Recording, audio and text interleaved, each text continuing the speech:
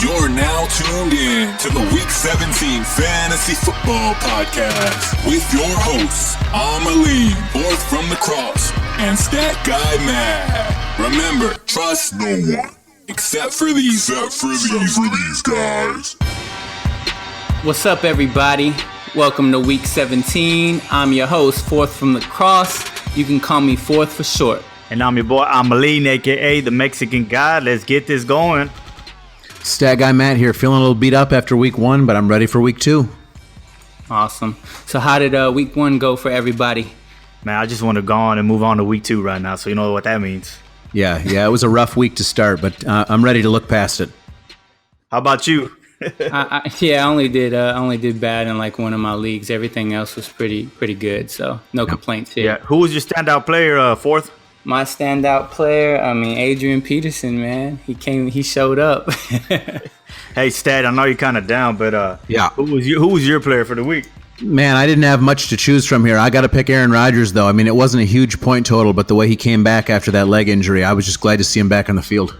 Man, that was sweet right there. Yeah, that was pretty ridiculous. I was literally texting my buddy from Green Bay, talking mess, telling him, God, ACL out for the season, and just talking mess. And then he replies back, hey, look who's back. So I had to eat all those words. Right. Hey, but really, how about those Browns, though? I mean, wow. What a way to put up a fight against the Steelers. I mean, it was a good game. Yeah, but my question is, do they need Bell? Yes or no? That's my question. What you think, Stat?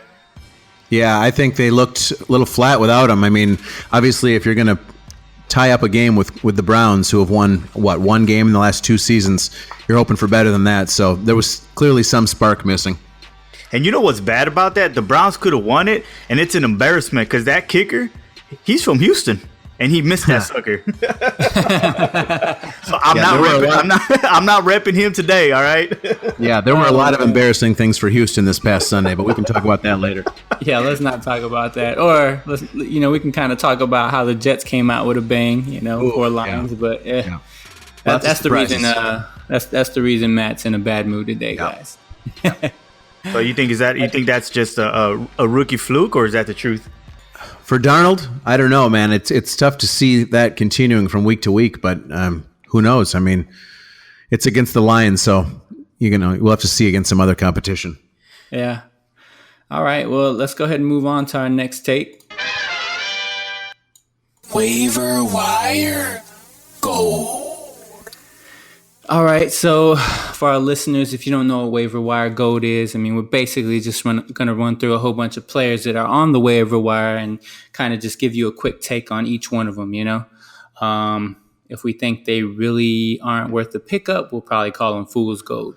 Reason why this segment is called Waivers Wires Gold. So first thing I'm going to start with is the QBs. The only injuries we've seen was from Marcus Mariota, I believe. I don't know exactly what happened to him. Any of you know? Yeah, I think it was like an elbow injury, but Vrabel came out today and he made it seem like it was in two series, and he looks like he's going to be a good to go for week 2, but we have to see what happens. Yep. Yeah. And I know Aaron Rodgers, he was out, but obviously he came back. I honestly thought he tore his ACL or something. Yeah. I hate my words. All right, so first player I'm going to talk about, Ryan Fitzmagic. What you think about that, Amalean? MVP, give him the crown. Don't even bring Winston back. Yeah. Hey, but the thing about Fitzpatrick is you get these, all right? You get him like this for about 4 or 5 games, and then he goes away. So my question is, Matt, do you keep him or do you just let him go? Yeah, I don't know if I keep him in fantasy. I don't know what the Tampa Bay Bucks are going to do with him. If he continues to play hot, do you bring Jameis back? He's kind of a problem. Winston seems to be. He always seems to be finding some way to get in trouble. So I don't know what the Bucks are going to do, but if it's fantasy, I think with a QB situation like that, you can probably do better. There's probably no more than 12 teams in your league, and he's definitely not a top 12 quarterback, I don't think. Yeah, I agree with Matt. Fool's gold. So next player on our list, Pat Mahomes, Patrick Mahomes, whatever you want to call him. He had a hell of a game. Yep. I honestly thought it was going to be a bust. I think I said that last week. What do you think, Amalean? Come on, guys. What was my bold prediction? All right, when I was saying the bold prediction, I was being honest. I was being so honest about Pat Mahomes. Like I said, he's a Texas Tech guy. I love this guy. He's in the come. He's on shot every week, guys. This is the truth. Pick him up, start him. I'll even start him over Matt Stafford. I'll tell you that right now. Yeah. Yeah, I like Patrick Mahomes too. I liked him before the season. I think he's still unowned in our league. He's better than a lot of other quarterbacks out there. I mean, I'd start him over some guys like Matt Ryan, Phillip Rivers, even maybe. Who knows? I mean, definitely now that Mariota's dinged up. So, he's a good guy to go out and grab if he's available in your league. Yeah, after last week, I'm definitely a believer. So next guy, Joe Flacco.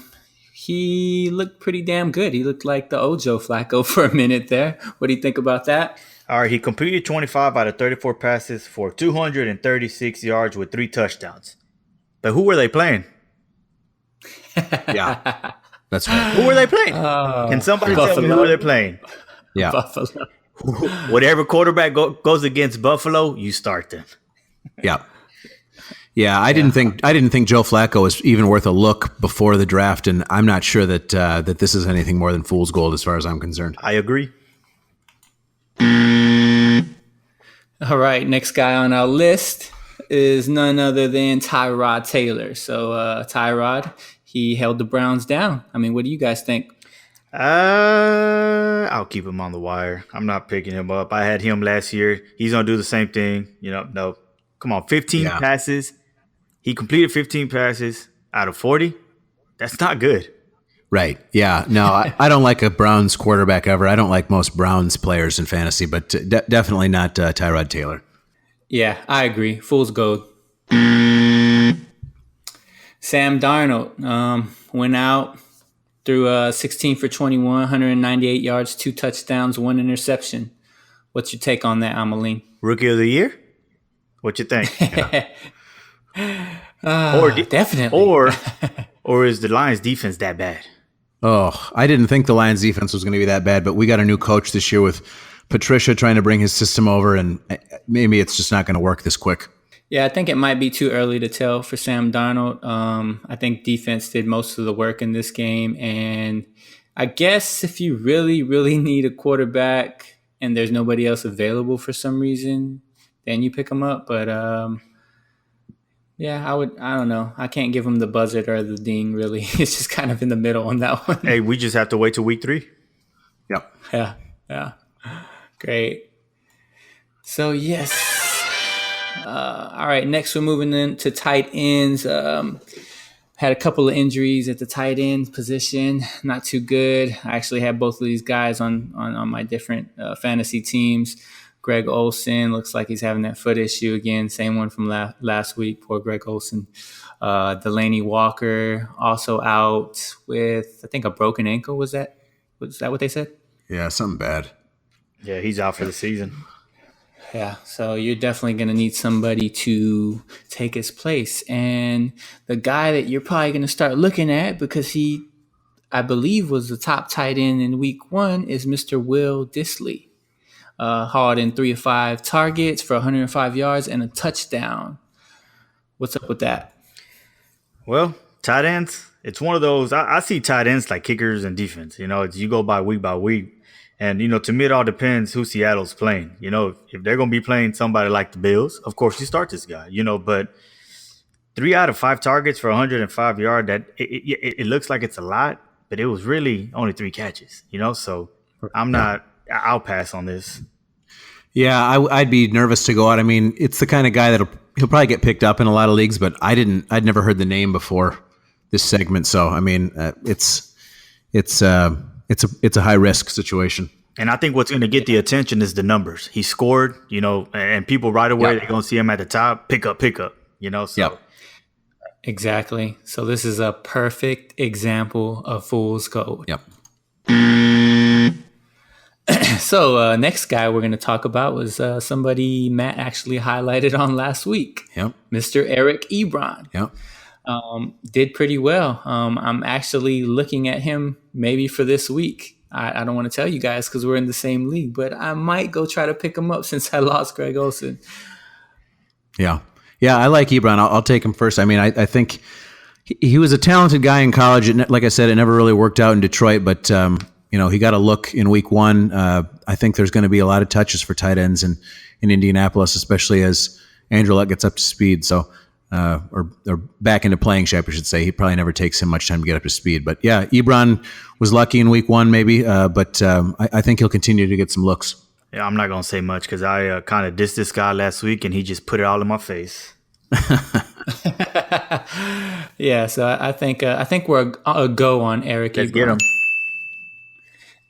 Next guy we got, he is available on some waiver wires. I mean, some people actually drafted this guy, but I'm going to highlight him anyway. George Kittle, 5 of 9 targets for 90 yards in the 49ers week 1 loss to the Vikings. What's up, Amalean?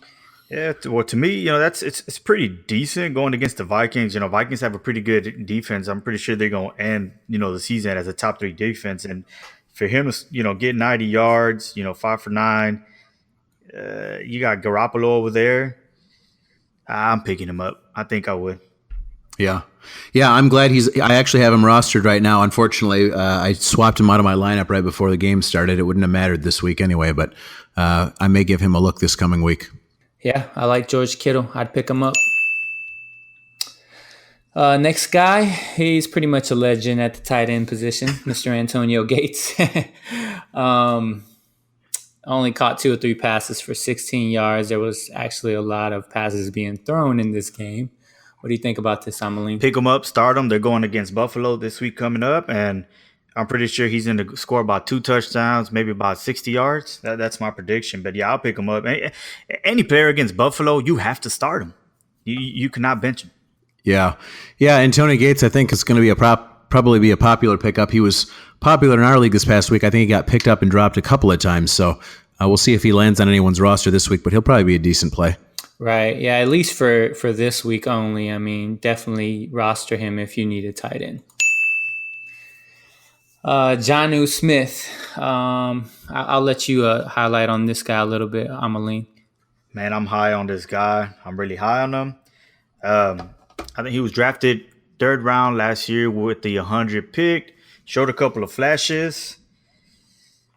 It all depends who's the quarterback, okay? If Mariota's not going to be the quarterback, don't pick him up. If Mariota is going to start, pick him up, okay? This guy last year had 18 catches for 157 yards. That's 8.7 yards a catch, 2 touchdowns. That's a pretty good percentage, So depending who's playing, if it's Mariota, you start him. Yeah, no, I've got nothing to add to that. It's somebody that was not on my radar, and I think Amalean summed it up pretty well. Yeah, I mean, he's just a backup for Delaney Walker, right, Amalean? Yeah. Yeah, I mean, those targets got to go somewhere. I'm not sure if they're going to go there, so I'm not going to give him the buzzer. I'm not going to give him the ding. I'm just going to kind of leave it at that. I'll give him the buzzer. All right, we'll give him the bing for you, Amalean. All right, moving on to running backs. So a couple of injuries here. One that really matters, one that really kind of doesn't matter. Leonard Fournette. I think he's having some hamstring issues. Is that what it was, guys? Yep, it was a hamstring. Yep, I think so. Okay. So yeah, I think he's day-to-day at the moment. And then the other guy who was actually looking pretty good against the Texans was Jeremy Hill. He got hurt. So, I mean, that is what it is. I don't think there were any more major running backs that were injured. I mean, surprisingly, that position, everybody's always getting hurt. But first waiver wire pickup, I guess I would probably go for maybe is going to be TJ Yeldon. Only because Fournette stayed a day, and they were splitting carries anyway. What do you think about this? Yeah, I'll pick him up too, especially if Fournette's going to be out, a couple of times. Yeldon showed flashes, he was a starter before Fournette came in there, wasn't he? Yeah, somewhat. He had his moment. He's a pickup for me. He's a true pickup. He rushed for 51 yards. And then, he had that touchdown. So, to me, I'm picking him up. Yeah, I like Yeldon a little, certainly enough to take a look at him.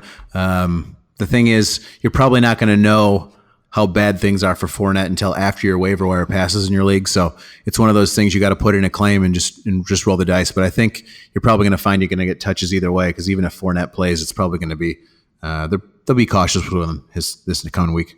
Yeah, if you lost Yeah. Bell and you didn't pick up the backup, this would be a good start. Yep. Yeah, I'm riding with the team on this one. I think he's at least worth the flex. Next guy we have is Philip Lindsay. Basically, him and Freeman kind of split carries. I think he actually got more touches than Freeman, put up more production than Freeman, and he had a touchdown. What's up on this, All right, Amalean? you talk about University of Colorado right here. Man, I'm picking him up. I know he's going to be high, but like I said, it's one of those that you keep him, you stash him just in case. All right, because if by any means Freeman gets hurt, there's no way Booker is going to be the starter. It'll be this guy, so I'm picking him up. Yeah. Yeah, I mean, I think I mentioned last week that Denver running backs always kind of scare me. This is probably a good example. You got a couple of guys that both could be the guy if they were just given a chance, but they're probably going to continue to split these guys as long as they both stay healthy. So as much as I like the production, I mean, I don't know if you can count on it from week to week. Yeah. Do you think it's worth a flex, Matt? I mean, if you've got some room at running back, you can certainly do worse than this guy as your number 3. Great. Yeah, I'm not going to give this guy the ding or the buzzer. I mean, it's just 1 week. I think, yeah, you can stash him if you have room. Why not? But for now, just leave him as is. We'll leave him floating. Next guy, we got Austin Eckler, back up to Melvin Gordon. It looks like he caught 5 of 5 targets for 87 yards and a touchdown. Also adding 5 carries for 39 additional yards. So it looks like they really like this guy as a receiver. What's up, Amalean? Yeah, I'm maybe a flex. I don't see him as a starting running back, but you might put him at flex, maybe on a bye or something. But but that's pretty impressive. 5 for 5, 87 yards and a touchdown. With Melvin Gordon. Yeah, I was surprised to see how much usage he got. I mean, 5 carries isn't a lot. I mean, you're going to have to count on him continuing to get looks in the passing game. But as long as that happens with these kind of numbers, he's certainly worth a start in a lot of leagues. Yeah, for sure. He's a pretty electric player, I guess is the best way to describe him. I don't know how he would do in a feature role if Melvin Gordon ever got hurt. But, I mean, if you got room on your roster, I say stash him. I can't really pronounce this next guy's name. Let's all take a guess. Is it Naheem? All right. That sounds pretty good. Naheem Hines. That's what we're going to call him. All right. So, Naheem. Hey, but the question is, are we going to hear his name enough to be able to pick him up, though? Great question. Yeah, great question. He rushed 5 times for 19 yards, caught 7 of 9 targets for only 33 yards, though. Yeah, I don't know about this guy. I'm not feeling him. Yeah, me either. I think once Marlon Mack comes back from his injury, Marlon Mack's going to take the duties and he'll be the starter. So, no, I'm not picking him up. Yeah, he got a lot of touches. I mean, 5 carries isn't a ton. 9 targets is pretty good, but didn't turn it into a lot of yardage. It just looks like probably a lot of abuse. Yeah, fool's gold, guys. All right, moving on. So now we'll cover a couple of wide receivers. See injuries this week. We got poor Doug Baldwin. Man, laid up the goose egg. Marquise Goodwin, same thing. And Deshaun Jackson actually produced enough yards and touchdowns for the both of them, but he got injured as well. So he's actually the first guy on my list because, of course, he's going to be a hot commodity. It's only a concussion. I mean, I say that it's not a big deal, but I mean, I guess it is kind of a big deal. He could be back within the week or maybe a couple weeks. But do you want to pick this guy up, Amalean? As long as Fitzpatrick is the quarterback, I'm picking him up, and I will be starting. One thing about Fitzpatrick is if he's on point, he's gonna be passing the ball around. It doesn't matter if it's a running back, tight end, wide receiver. Shit, even the O-lineman, if the O-lineman's out there, he'll pass that ball. So, yeah, I'm picking him up, Deshaun Jackson, if he is healthy. Yeah. Yeah, I like Deshaun Jackson. I mean, clearly he's getting a little bit older, but certainly didn't seem to affect his performance this past week. Yeah, I mean, I don't agree with either one of you guys. I don't know, man. I mean, yes, he does have these games every now and then, but he's not consistent at all. And I honestly do not think he's worth I don't want to say a roster spot. I guess you can keep him on your bench as like a backup receiver for bye weeks or injuries that come up. But you don't think it's probably the quarterback that was causing that? Man, that's a good question. I guess we'll have to wait and see. So I'm not going to give this guy the buzzer, and I'm not going to give him the ding sound. But this is yet to be determined. You guys have all of our takes and information, Yep. so make it based off that. Next guy, I actually have this guy rostered. I think I drafted him with my last pick in the draft, Chris Godwin. I think he is more of a real deal guy, more consistent. He's already showed flashes, last season, and I think this season he's really going to step up more. Talk to me, Well, the only Emily. negative thing he had this week was that fumble. Yeah, he did recover it back, but he had what three or four targets for 41 yards, and I think he had a touchdown too. And this goes back to Deshaun Jackson. To Deshaun Jackson, if Deshaun Jackson is hurt, then yeah, you pick up good, Godwin. But it all depends what Jackson does, because Jackson's going to continue to be that number 2 there. But like I said earlier too, Fitzpatrick, he passes the ball around, so he might be that pickup. So I'm not picking him up.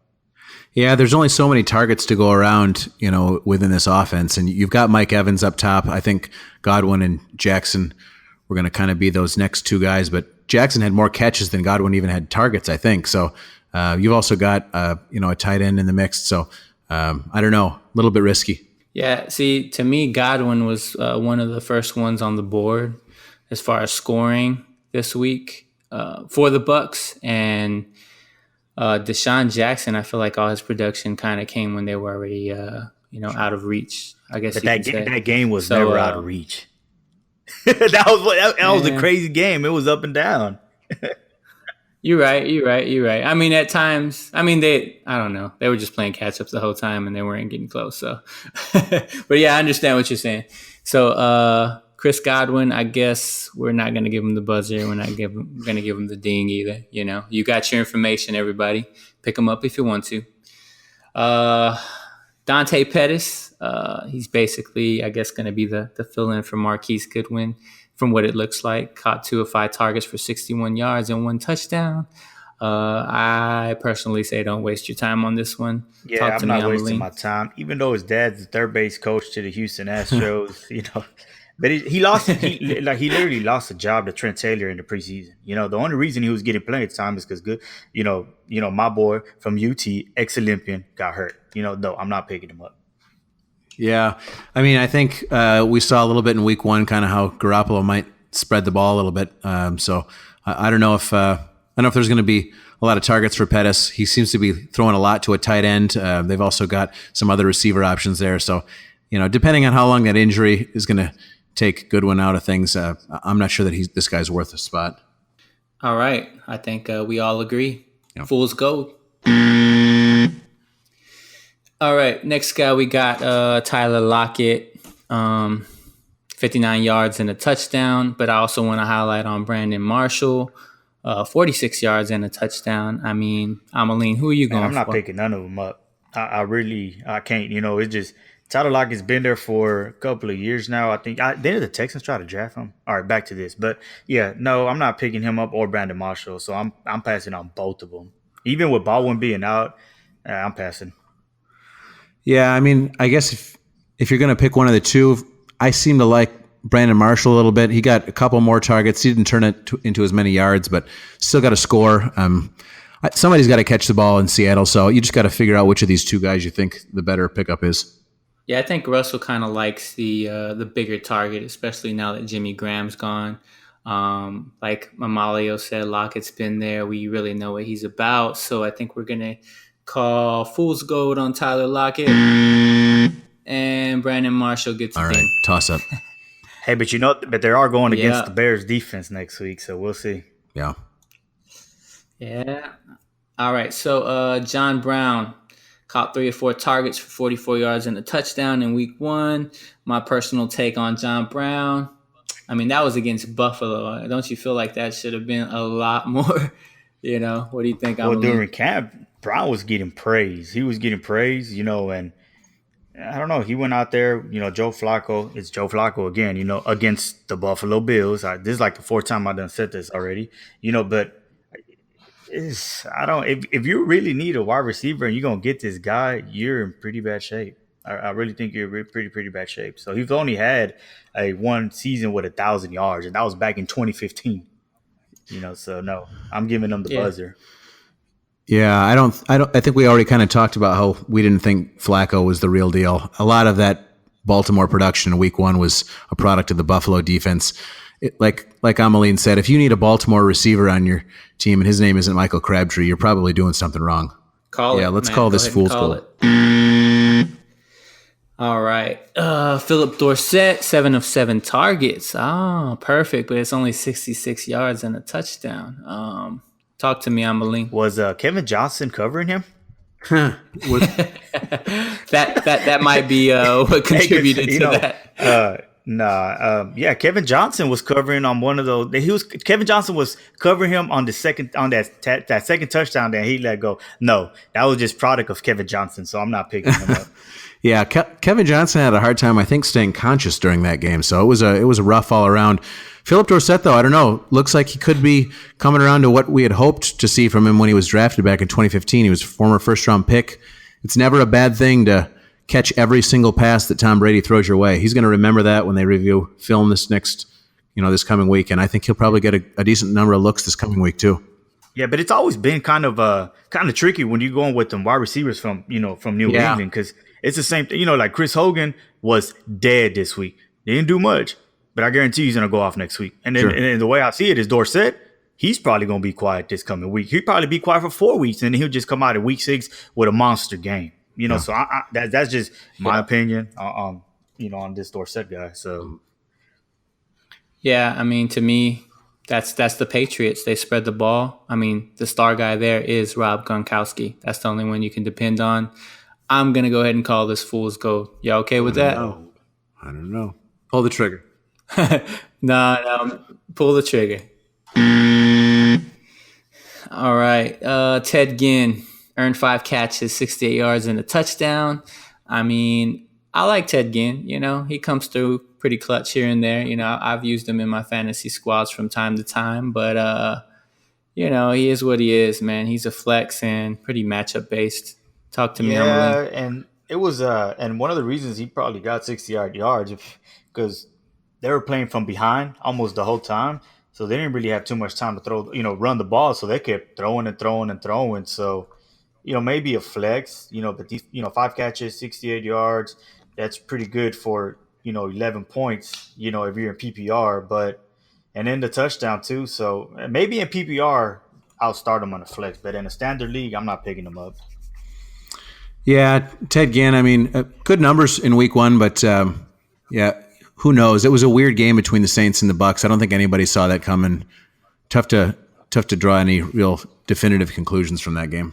Yeah, it was a shootout, so we'll see, but I'm not wasting a roster spot on him.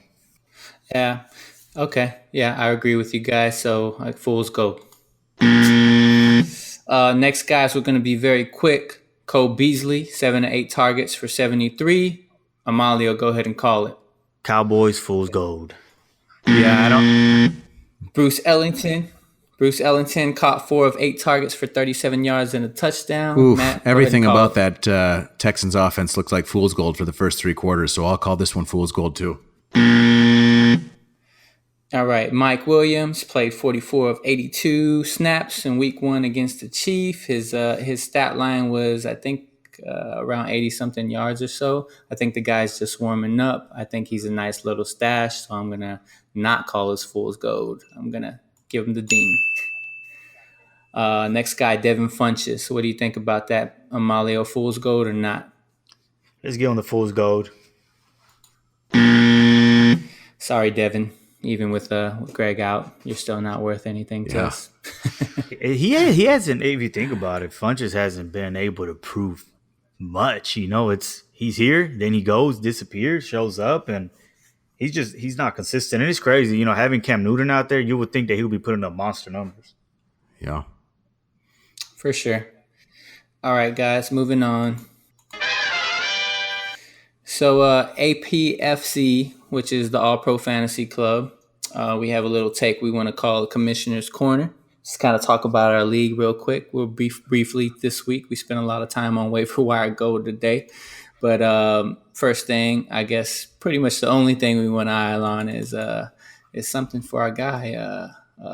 He goes by the name of Loon. Oof. His squad is the Loon's Goon squad. It was a pretty tough outing for him, and we feel for you, Loon.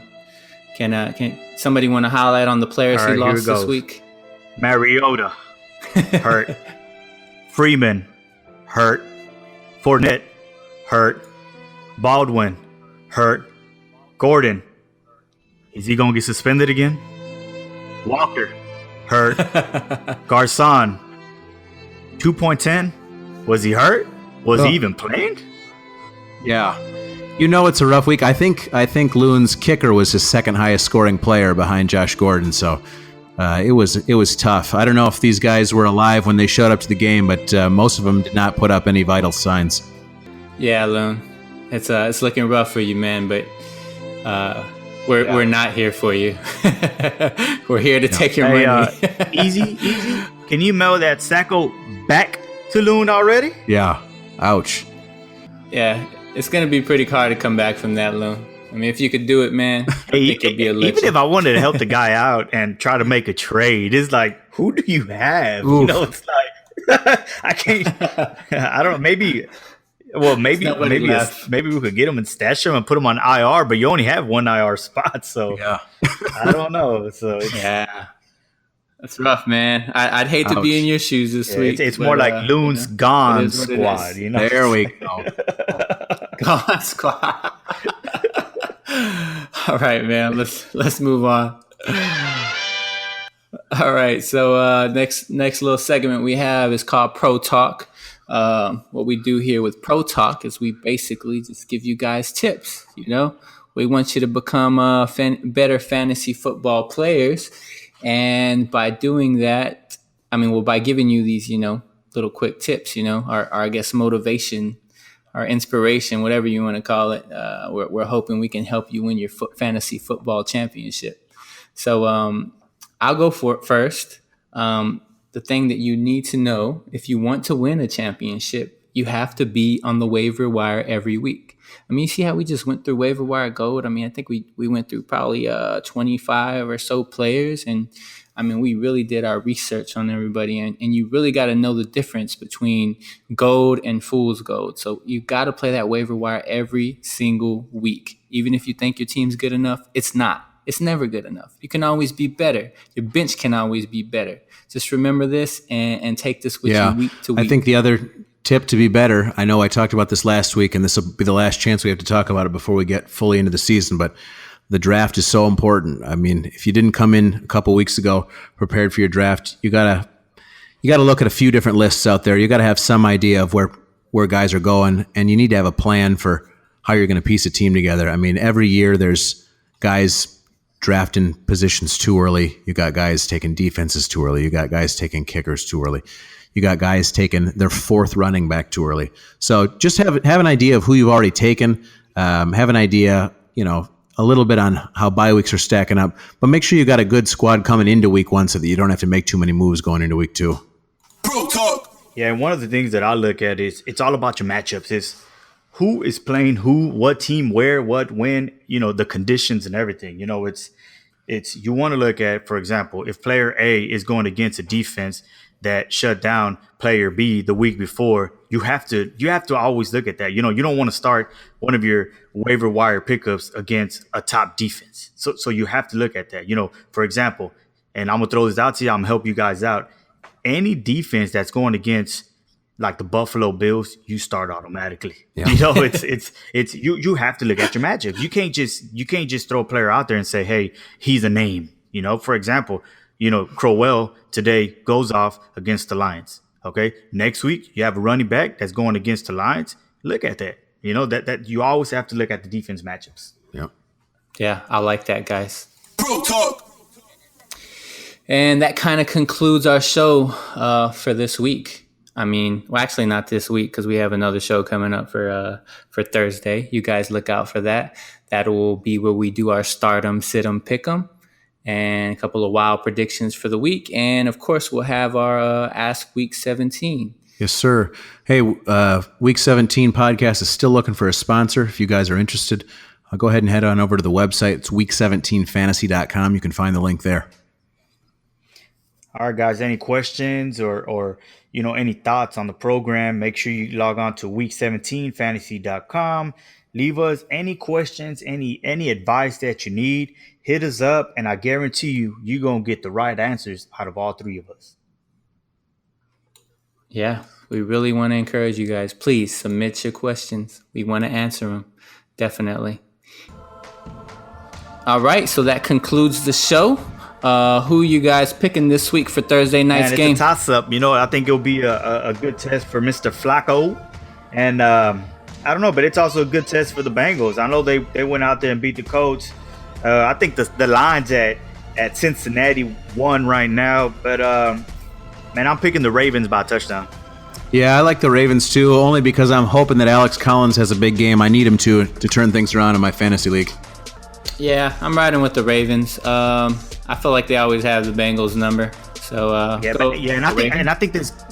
think this game would kind of start erasing some of the doubt with Flacco if he actually goes out there and wins and goes and gets an impressive win. Yeah. So and you know what, Joe Mixon, I picked you as my bust, and if you really are gonna be good this season, let's see what you do against this Ravens defense.